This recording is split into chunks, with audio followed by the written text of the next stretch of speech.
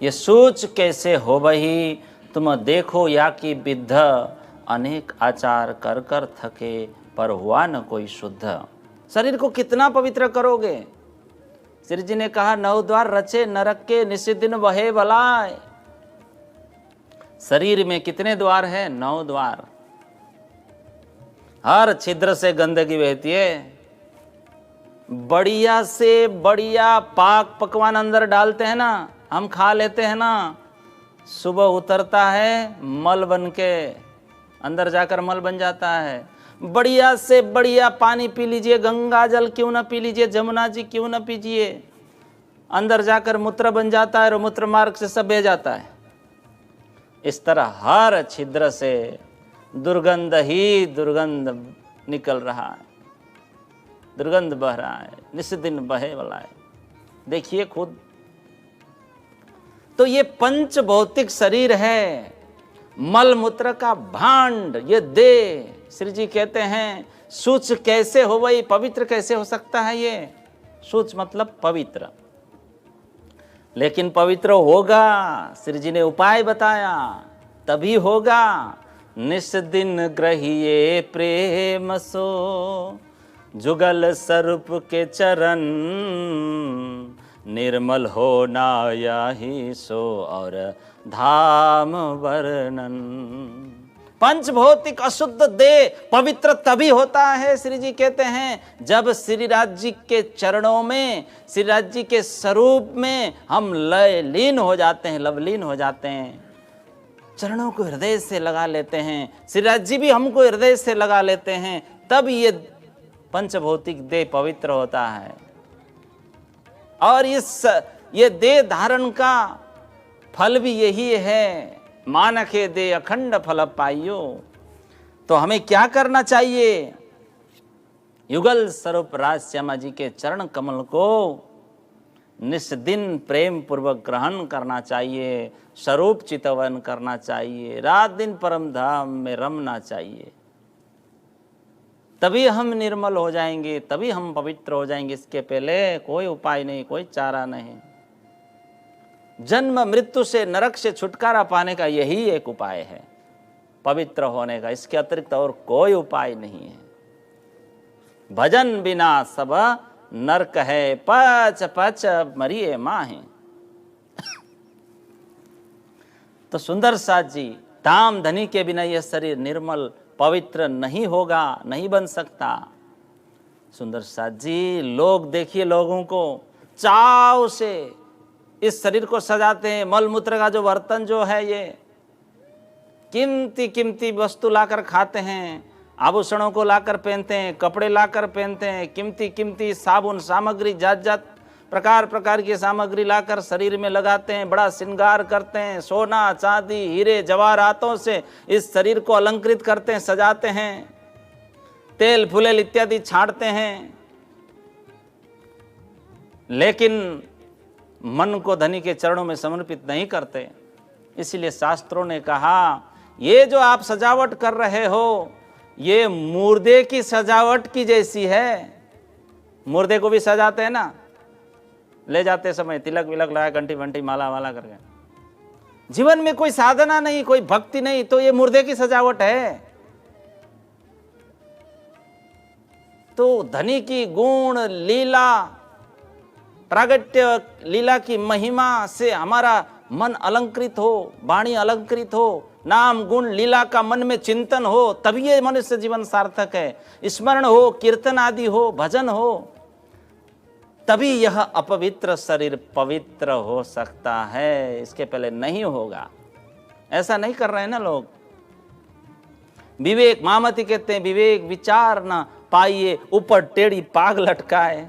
आप देखे माहे आरसी, सिर आसमान लो ले जाए।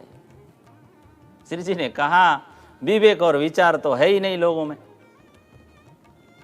मस्तक पर पगड़ी बांध लिया, धाक जमा रहे हैं और चल रहे हैं। बोलो प्राणनाथ। और दर्पण में देख लेते हैं अपना सौंदर्य को, और अहंकार करते हैं, अभिमान करते हैं, फूले नहीं समाते। अरे जिस शरीर का एक दिन नाश हो जाएगा, नाशवंत शरीर है ये, शरीर जीवित रहने का एक क्षण का भी भरोसा नहीं, नहीं भरोसा खिन को, एक क्षण का भी भरोसा नहीं है। स्मशान में जलकर ये शरीर राख हो जाएगा। फिर भी हम भजन भूल जाते हैं, धाम धनी को भूल जाते हैं, स्वरूप ध्यान को भूल जाते हैं, साधना को भूल जाते हैं। इसीलिए तो संत जन पुकारते हैं। श्री जी ने कहा, आत्म धनी पहचानिए निर्मल यही उपाय, महामत कहे समझ धनी को, ग्रहिए सो प्रेम पाए।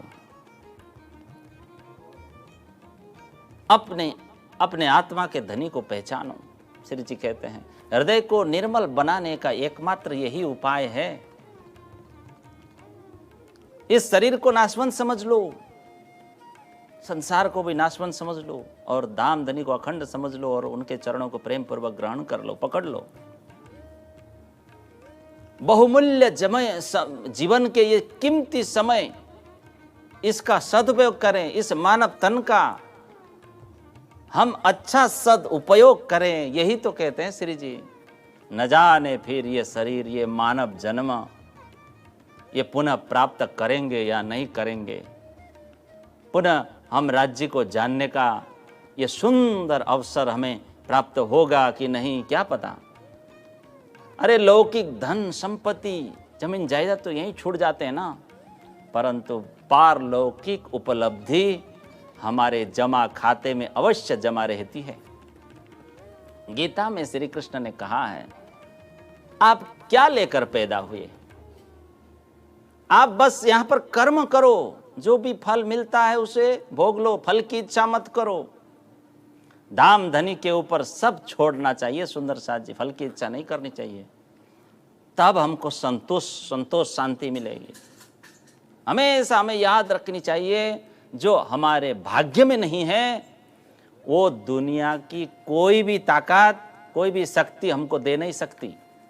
और जो सुंदर साथ जी ध्यान रखने की बात, हमारे भाग्य में जो है ना, उसे दुनिया की कोई भी ताकत आपसे छीन नहीं सकती। बोलो प्राणनाथ प्यारे की। बस पवित्र कर्म की ओर ध्यान देना है, और धाम धनी को सब कुछ समझना चाहिए, सब कुछ, टोटल, ऑल इन ऑल, उनके सिवा कुछ है ही नहीं। धाम धनी के बिना, उनके सिवा कुछ भी नहीं है जगत में। श्री जी ने कहा, इस पर विचार करो। इस मुद्दा के ऊपर जितना विचार करोगे उतना कम है, जितना विचार करोगे उतना उत्तम है। कुछ नहीं धनी के बिना। गीता में लिखा है, जैसे सूत की माला में मणियां गुथी हुई होती है ना, सूत की धागे में, उसी प्रकार ये संसार धाम धनी में गुथा हुआ है। बोलो प्राणनाथ प्यारे की। तो धाम धनी के सिवा अन्य कुछ है ही नहीं, ऐसा गीता में लिखा है। धाम धनी ही, परमात्मा ही समस्त चर अचर सभी पदार्थों में अविभक्त रूप से व्याप्त है वो।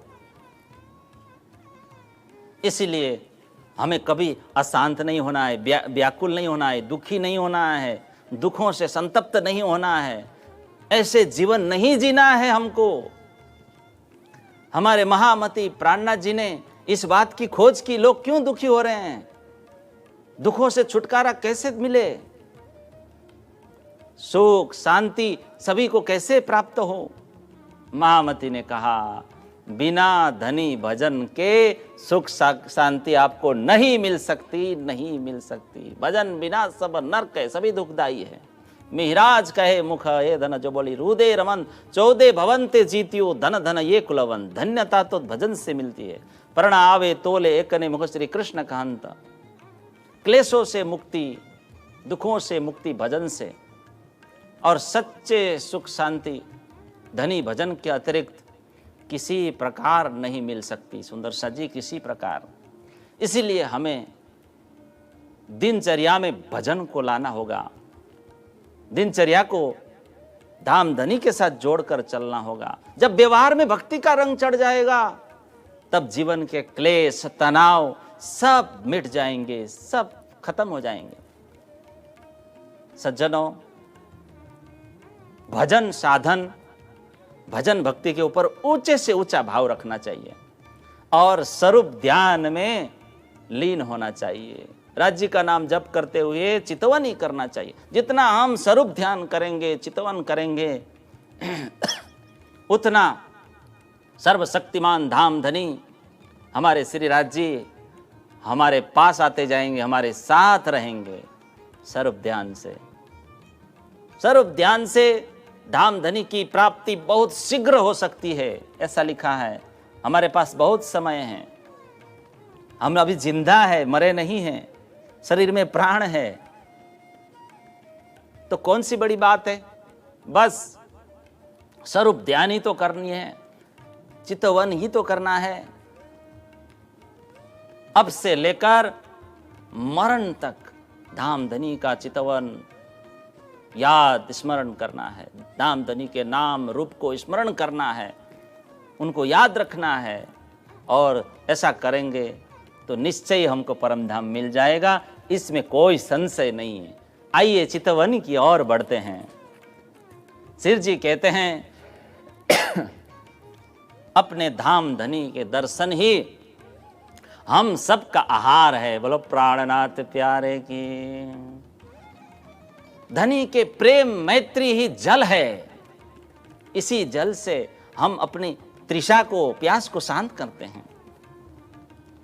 और ब्रह्म, हम सब सुंदर साथ की परिक्रमा, वंदना, भक्ति क्या है? सब धाम धनी है, उन्हीं के चरण कमल है, उन्हीं का स्वरूप ध्यान है।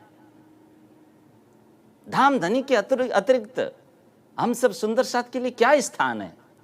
कोई स्थान नहीं, क्योंकि 14 लोक ब्रह्मांड जो है नाशवंत, इसका कोई अस्तित्व तो नहीं। कहाँ हमारा स्थान है? यहाँ अद्वैत परम धाम के अतिरिक्त कुछ भी नहीं है हम सब सुंदर साथ के लिए। तो हम सब मिलकर धाम धनी के सुंदर शोभा का रोज अवलोकन करें। उनके हाथ, पांव, उदर, हृदय, कंठ, छाती, मुखार बिंद, आँख, नाक, कान, मुख, इस छवि को देखें और हृदय में स्थापित करें, अंकित हो जाने दें। श्री राज्य के घोर वर्ण, मुखमंडल, कपोल, लालिमा युक्त अधरोष्ठ दर्शन करें। श्री राज्य के सभी अंग प्रेम से परिपूर्ण है, अलौकिक है। दर्शन करने मात्र से आनंद हो जाता है। प्रकाशित, अलौकिक, दिव्यांग श्री राज्य के दिव्य जिव्या को देखें, उज्जवल दंतावली को देखें, लाल अधरोष्ठ को देखें। अधरो बिंब फलाधरोष्ठ, गोर वर्ण का ये चिबुक देखें, कपोल देखें, और देखते हुए ऐसा लगता है कि ये सारे अंग मुस्कुरा रहे हैं। अंतर्दृष्टि से हमें इस दिव्य शोभा को निहारना होगा, तभी आत्मा को परम आनंद का अनुभव होगा। साथियों, लाल जुबा दंत अधूर, हरवटी गोर हंसत, जब आत्म नजरो देखिए, तब रूह सुख पावत। अत्यंत सुंदर अधरोष्ठ श्री राज्य के दोनों, ऊपर नीचे का, और चिबुक, अधरोष्ठ, कपोल, ये कितने सुंदर है। देखिए, अधरोष्ठ और चिबुक के मध्य जो गहराई है, इस गहराई को देखकर आनंदित हो जाइए। अद्वितीय शोभा, अद्वितीय सुंदरता। श्री राज्य के नासिका को देखिए, अत्यंत सुंदर नासिका। दोनों छिद्र को देखिए, अति सुंदर दोनों छिद्र। नासिका घोर वर्ण की है, अति उज्जवल नाक है। ललाट के ऊपर जाइए, दर्शन कीजिए, दिव्य घोर वर्ण, और वहां पर तिलक सुशोभित है, और तिलक से अनेक रंगों की आभा बिखेरती हुई तिलक दिखाई दे रही है। पल पल नवीनता तिलक में दिखाई दे रही है। कितना दिव्य शोभा। अब श्री राज्य के नयन शोभा देखिए। थोड़ी देर नयन के ऊपर ही वर्णन करते हैं। नयन प्रेम रस से परिपूर्ण है। श्री जी ने कहा, चंचल चपल भरे सरम, श्रीराज जी के नयन चंचल है, चपल है, लज्जा युक्त है। कितने दिव्य नयन श्रीराज जी के नयन। ये अरवाहे जाने अरस की, हम सब ब्रह्मा आत्माएं ही इस शोभा का अनुभव कर सकती है, बाकी कोई नहीं कर सकते। जो मेहरम बक्का हरम, नयनों की सुंदर शोभा के बारे में क्या कहें, शब्दों से बयान नहीं कर पा रहे हैं श्री जी। हम चितवन करें, उसके चितवन कटाक्ष कितने तीक्ष्ण है, प्रेम रस से परिपूर्ण इनकी दृष्टि है, इनकी नयन है। ये आंखें जिस आत्मा के ऊपर पड़ते हैं नयन, वो आत्मा है ना, धनी से मिलने के लिए व्याकुल हो जाती है, उत्कंठित हो जाती है, रात दिन स्मरण करती रहती है। भ्रूकुटी की सुंदर शोभा का अवलोकन करें। ये श्याम वर्ण की भ्रूकुटी दिव्य अलौकिक दिखाई दे रही है। पलकों की किनारी ये अंदर श्वेत रंग की है और नेत्र के चारों ओर श्वेत रंग सुशोभित है, और बीच में क्या है, श्याम रंग की पुतली है। सबके आंखों में होता है ना वैसे, श्वेत के मध्य में है ना, तो पुतली में से किरणें निकल रही है, किरणें, अनेक प्रकार के किरणें, दोनों आंखों में से किरणें निकलती है और परस्पर युद्ध करती, स्पर्श करती रहती, स्पर्धा करती रहती है प्रकाश। इस सुंदर छवि को अपनी आत्म दृष्टि खोलकर हम दर्शन करें। सुंदर साथ जी, इन्हीं नेत्रों से हम सब सखियों को श्रीराज जी सदैव प्रसन्न रखते हैं, आंखों से ही। इसीलिए क्षण मात्र के लिए भी हमें इन नेत्र कमलों को नहीं भूलना चाहिए, देखते रहना चाहिए, चितवन करते रहना चाहिए। श्रीराज जी के नयनों में अपार गुण विद्यमान है, सर्वदा नयनों से आनंद प्रदान करते हैं। ये नयन ये अत्यंत रसपूर्ण है, मस्ती से परिपूर्ण है, दिव्य अलौकिक। इन नयनों में माधुर्य है, इन नयनों में अलबेलापन है, इन नयनों में अपार सुख है, अपार शोभा है। इन नयनों में कृपा है, परिपूर्ण कृपा। अत्यंत सुंदर शोभित नयन, विभिन्न प्रकार की ज्योति इन नयनों में भरे हैं।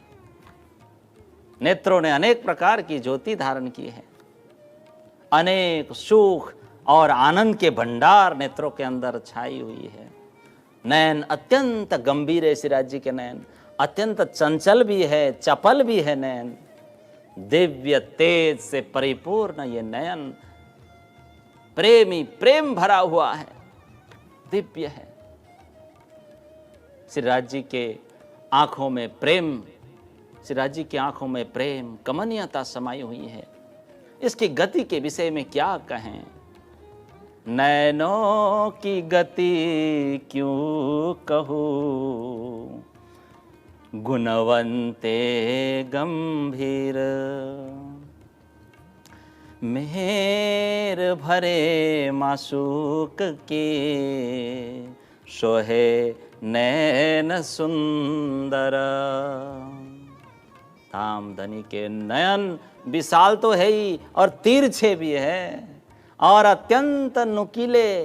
कितना सुंदर शोभा, शीतलता, करुणा बरसती रहती है आंखों से। शीतल करुणा अमी झरे, मद रंग भरे सुंदर। इसलिए तो हम धामधनी के तरफ आकृष्ट हो जाते हैं, धामधनी को मिलने के लिए हम उत्कंठित हो जाते हैं। और मेरे श्रीराज जी तो करुणा के भंडार है, सुखों के भंडार है, सागर है, प्रेम के अपार भंडार है। इन्हीं आँखों से वे रात दिन हम सभी को प्रेम सुधा का पान कराते रहते हैं। नैनों की अनुपम छवि को मैं आठों प्रहर याद रखती हूँ, मुझे अपार सुख प्राप्त होता है।